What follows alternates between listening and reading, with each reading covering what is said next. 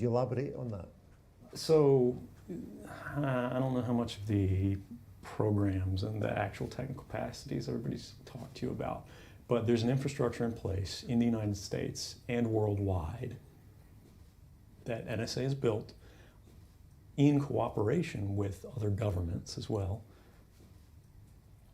that intercepts basically every digital communication, every radio communication, every analog communication that it has sensors in place to detect.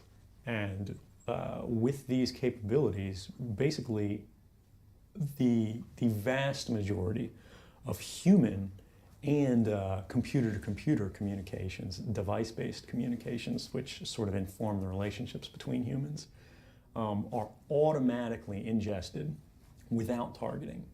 And that allows individuals to retroactively search your communications based on self-certifications. So, for example, if I wanted to see the content of your email or, your wife's phone calls or anything like that, all I have to do is use what's called a selector, any kind of thing in the communications chain that might uniquely or almost uniquely identify you as an individual. And I'm talking about things like email addresses, IP addresses, phone numbers, credit cards, even passwords that are unique to you that aren't used by anyone else.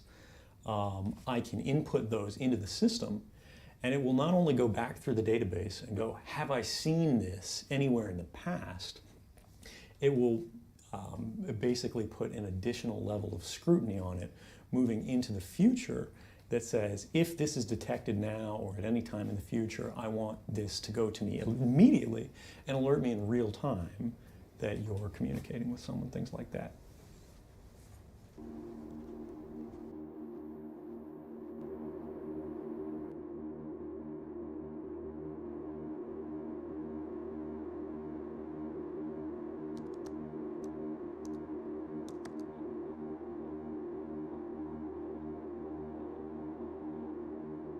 You asked why I picked you. I didn't. You did. The surveillance you've experienced means you've been selected, a term which will mean more to you as you learn about how the modern SIGINT system works. For now, know that every border you cross, every purchase you make, every call you dial, every cell phone tower you pass, friend you keep, article you write, site you visit, subject line you type, and packet you route is in the hands of a system whose reach is unlimited, but whose safeguards are not. Your victimization by the NSA system means that you are well aware of the threat that unrestricted, secret police pose for democracies. This is a story few but you can tell.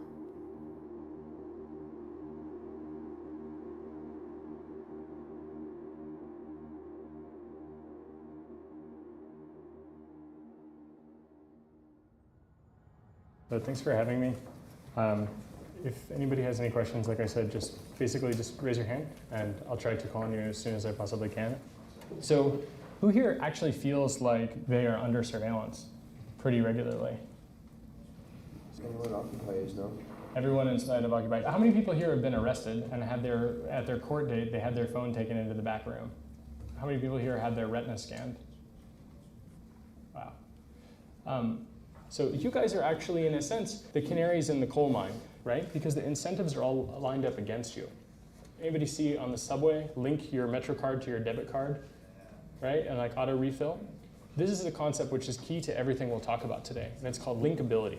Take one piece of data and link it to another piece of data. So for example, if you have your Metro card and you have your debit card, you have those things and you can draw a line between them, right? So that's like not a scary thing.